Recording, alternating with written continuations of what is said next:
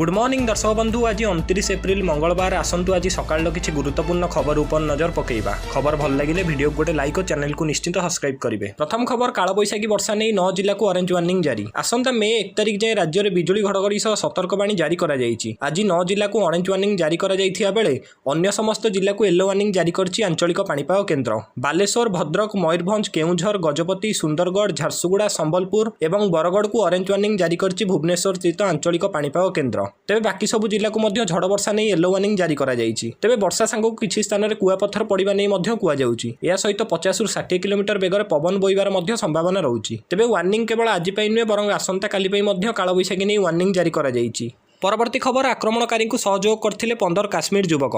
पहलगाम आतंकी आक्रमण अपराध को धरने को सेना पक्षर जोरदार सर्च ऑपरेशन चलथिया बेले बड़ तथ्य सामना को आछि। काश्मीर 15 जन आतंकवादी को एभली घूर्ण्य और बर्बर कांड घटाइबार साहाय्य करथिले। आतंकवादी को सहायक मानक चिन्हट सरिछि। आतंकवादी सहायता पाई एमाने आनुषंगिक व्यवस्था करथिले। एपरिक पाकिस्तान आसथिबा अस्त्रशस्त्र को एमाने आतंकवादी पाखरे पहुंचाइथिले। एही 15 जन सहायक मध्यरु 5 जन मुख्य भूमिका नैथिले। एमानक मध्यरु 3 जन को ठाब करा जाई अटक रखा जाइथिया बेले अन्य 2 जन को खोजा चलछि।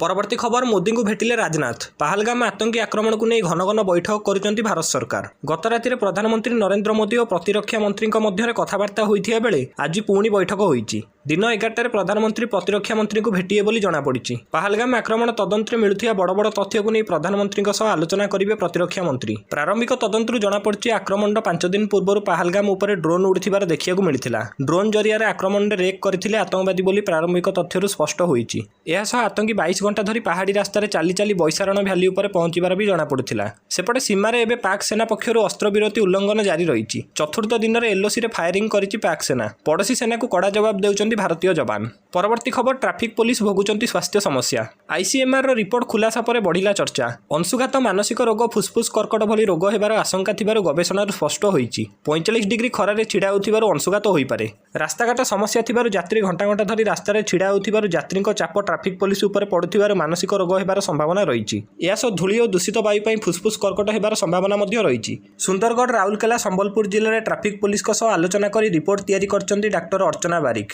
यही अध्ययन पर डाक्टर अर्चना किछि दिन हेब संबलपुर में रहउछंती। परवर्ती खबर युद्ध परिस्थिति में राफेल किनिबो भारत। भारत पाकिस्तान टेंशन भितर प्रतिरक्षा क्षेत्र में बड़ डिल होईछि। 26 नुआ राफेल किनिबा नै आज फ्रांस सह फाइनाल चुक्ति करिबो भारत। भारतीय नौसेना रे 26टी नुआ राफेल सामिल हेबो। एनै प्रतिरक्षा मंत्रालय पक्षरु सूचना दिया जायछि। 63,000 कोटी टंकार एई डिल भारतीय नौसेना को आउरी मजबूत करिबो। एथिरे 22टी सिंगल सीटर राफेल एमजेट एवं 4टी डबल सीटर ट्रेनर युद्ध विमान आसिबो। भारतर प्रतिरक्षा सचिव राकेश कुमार सिंह एवं फ्रांस राष्ट्रदूत उपस्थिति रे आज एई चुक्ति स्वाक्षरित हेबो। प्रधानमंत्री नरेंद्र मोदी को अध्यक्षतार अनुष्ठित सुरक्षा कैबिनेट बैठक में युद्ध विमान किनिया को अनुमति मिली। तेबे आसंता 2028 ରୁ 2029 भितर 26टी राफेल युद्ध विमान भारत को आसिबो। तेबे 2031 ରୁ 32 सुधा यह फाइटर जेट नौसेनार सामिल हेबे। परवर्ती खबर आयुष्मान कार्ड समस्या नहीं आज बसिब राज्य सरकार को गुरुत्वपूर्ण बैठक। स्वास्थ्य मंत्री मुकेश महालिंग अध्यक्षतार स्वास्थ्य विभाग में गुरुत्वपूर्ण बैठक बसिब। घरोई हस्पिटाल और डाक्टर आलोचना करिबो स्वास्थ्य विभाग। आयुष्मान कार्ड को नहीं रोगी भोगुथिबा समस्या उपर आलोचना हेबो। काईकि समस्या होउछि, किपरि समाधान हेबो, रोगी माने किपरि असुविधार सम्मुखीन न हेबे से नहीं आलोचना हेबो बोली सूचना मिलिछि। सेपटे बीएसकेवाई बदलले सरकार आयुष्मान योजना आरंभ कले, किंतु वैषयिक त्रुटि जोगु एबे रोगी एवं घरोई मेडिकल कर्तृपक्षों पई यह समस्या सृष्टि करुछि, जाकु नहीं उभय असंतोष प्रकाश करछंती। रोगी को कौनसी समस्या नहीं, किंतु हॉस्पिटल पक्षर वैषयिक समस्या रहुछि। सरकार कहउछंती आयुष्मान पई उन्नत सॉफ्टवेयर व्यवस्था होईछि, किंतु 11 तारिख योजना आरंभ पर अनेक रोगी सॉफ्टवेयर समस्या जोगु हैजान होई पडुछंती। आयुष्मान को नहीं देखा जाउथिबा एसबु समस्यार समाधान खूब शीघ्र हेबो बोली रोगी और घरोई डाक्तरखाना गुडी को आशा रखिछंती। सेपटे आज बस्तिया बैठक पर सबु समस्यार समाधान हेबो बोली आशा रहिछि। परवर्ती खबर भिसुट रे छात्रों विरुद्ध कार्यानुष्ठान। संबलपुर भिसुट रे 100 जन छात्रों उपर कार्यानुष्ठान। 10 एप्रिल रे भिसुट रे जने छात्री फिशरी अंचल बुड़ी मृत्युवरण करथिया परे कार्यानुष्ठान नेले भिसुट रो कर्तृपक्ष। 5 जन छात्री को हॉस्टेल छाड़िया को निर्देश होईछि। किछि छात्रों ग्रेड कमाई एफ करिया को निष्पत्ति हेबा सह 5,000 टंका फाइन होईछि। सेपरि डीएसडब्ल्यू तत्वावधान में सामाजिक काम करिया को निर्देश होईछि। सूचना अनुसार भिसुर छात्र संवेदनशील अंचल को न जिया पई कटकणा लागिथिला, हेले छात्र छात्री या को मानि नथिबारु एई कार्यानुष्ठान होईछि। परवर्ती खबर भारतर डिजिटल स्ट्राइक। पहलगाम आक्रमण पर गोटे बड़ एक्शन नेउछि भारत। सिंधु नदी पानी बंद करिवा पर एबे डिजिटल स्ट्राइक करिछि भारत। भारत रे पाकिस्तान यूट्यूब चैनल को बैन कर दिया जाइछि। पहलगाम आतंकी आक्रमण पर यह द्वितीय बड़ कार्यानुष्ठान बोली कुआ जाउछि। पाकिस्तान 16टी यूट्यूब चैनल उपर प्रतिबंधक लगाइछि भारत। पूर्व सोशल मीडिया एक्स बंद करथिला भारत। परवर्ती खबर छत्तीसगढ़ सीमार माओ ऑपरेशन बेले सेना को बड़ सफलता। ଛତିଶଗଡ଼ରେ ପୁଲିସ ଓ ଅର୍ଦ୍ଧସାମରିକ ବାହିନୀ ଦ୍ୱାରା ବିପୁଳ ପରିମାଣରେ ମାଓ ସାମଗ୍ରୀ ଓ ବିସ୍ଫୋରକ ଜବତ ହୋଇଛି। ଛତିଶଗଡ଼ ରାଜ୍ୟ ଧମତରୀ ଜିଲ୍ଲାରେ ସର୍ଚ୍ଚ ଅପରେସନ୍ ପାଇଁ ଯାଇଥିବା ସୈନିକଙ୍କୁ ଏହି ବଡ଼ ସଫଳତା ମିଳିଛି। ସାଲବେଟ ଜଙ୍ଗଲରେ ନକ୍ସଲ କାର୍ଯ୍ୟକଳାପକୁ ନେଇ ଗୁଇନ୍ଦା ସୂତ୍ରରୁ ସୂଚନା ମିଳିଥିଲା।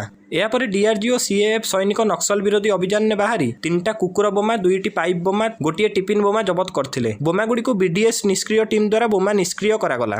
ନକ୍ସଲଙ୍କ ଦ୍ୱାରା ସୈନିକଙ୍କୁ କ୍ଷତି ପହଞ୍ଚାଇବା ଉଦ୍ଦେଶ୍ୟରେ ଜଙ୍ଗଲରେ ଏହାକୁ ଲଗାଇଥିବାର ପ୍ରକାଶ ପାଇଛି। ତେବେ ପୋଲିସ ଏହି ଘଟଣାରେ ଅଧିକ ତଦନ୍ତ ଜାରି ରଖିଛି। ପରବର୍ତ୍ତୀ ଖବର, ପ୍ରଶ୍ନପତ୍ର ବିଭ୍ରାଟକୁ ନେଇ ମୁହଁ ଖୋଲିଲେ ଉଚ୍ଚଶିକ୍ଷା ମନ୍ତ୍ରୀ। ଏହି ଘଟଣାରେ ଯିଏ ଦୋଷୀ ତାକୁ ଛଡ଼ାଯିବନି ବୋଲି କହିଲେ ସୂର୍ଯ୍ୟବଂଶୀ ସୁରଜ। ଏହି ସଂକ୍ରାନ୍ତୀୟ ବିଲ୍ ବିଧାନସଭାରେ ଆଇନରେ ପରିଣତ ହୋଇଛି। କାଲି ଗୋଟିଏ ଦିନରେ 2ଟି ପରୀକ୍ଷାରେ ତ୍ରୁଟି ହୋଇଥିଲା। ଓଏସ୍ଏସ୍ସି ଏକ୍ସାଇଜ୍ ଏବଂ ଟ୍ରାଫିକ୍ ଏସ୍ଆଇ ପରୀକ୍ଷା ଥିଲା। ମାତ୍ର ସିଜିଏଲ୍ରୁ ପ୍ରଶ୍ନ ଆସିଥିବାର ପରୀକ୍ଷାର୍ଥୀମାନେ ଅଭିଯୋଗ କରିଥିଲେ। ଆୟୋଗ ତ୍ରୁଟିକୁ ସ୍ୱୀକାର କରି ଦୁଃଖ ପ୍ରକାଶ କରିବା ସହିତ ଆଉ ଏ ପରୀକ୍ଷା ବିକଳ୍ପ ଉପରେ ବିଚାର କରୁଥିବା ଜଣାଇଲେ। ସେହିପରି ଓପିଏସ୍ସି ପରିଚାଳିତ ପରୀକ୍ଷାରେ ବି ତ୍ରୁଟି ଦେଖାଯାଇଥିଲା। ଓସିଏସ୍ ମେନ୍ 2023ର ଆନ୍ଥ୍ରୋପୋଲୋଜିର 2ଟି ପେପର ପରୀକ୍ଷା ରହିଥିଲା। ପୂର୍ବାହ୍ନ 9:12ରୁ ଆନ୍ଥ୍ରୋପୋଲୋଜିର ପ୍ରଥମ ପେପର ପରୀକ୍ଷା ଥିଲା। ଅପରାହ୍ନ 2ଟାରୁ ଆର ଦ୍ୱିତୀୟ ପେପରର ପରୀକ୍ଷା ଥିଲା। ମାତ୍ର ପ୍ରଥମ ପେପରରେ କିଛି ପ୍ରଶ୍ନ ଦ୍ୱିତୀୟ ପେପରରୁ ଆସିଥିବା ନେଇ ଛାତ୍ରଛାତ୍ରୀମାନେ ଅଭିଯୋଗ କରିଥିଲେ। ଦର୍ଶକ ବନ୍ଧୁ, ପ୍ରତିଦିନର ଗୁରୁତ୍ୱପୂର୍ଣ୍ଣ ଖବର ଦେଖିବା ପାଇଁ ଆମ ସହିତ ନିଶ୍ଚିନ୍ତ ଯୋଡ଼ି ହୋଇ ରୁହନ୍ତୁ। ଯଦି ଆପଣ ଏପର୍ଯ୍ୟନ୍ତ ଯାଏଁ ଆମ ଚ୍ୟାନେଲକୁ ସବସ୍କ୍ରାଇବ୍ ନ କରିଛନ୍ତି ତେବେ ଜଲ୍ଦି କରିଦିଅନ୍ତୁ ପ୍ରତିଦିନର ଗୁରୁତ୍ୱପୂର୍ଣ୍ଣ ଖବର ଜାଣିବା ପାଇଁ। ଜୟ ଜଗନ୍ନାଥ, ଧନ୍ୟବାଦ।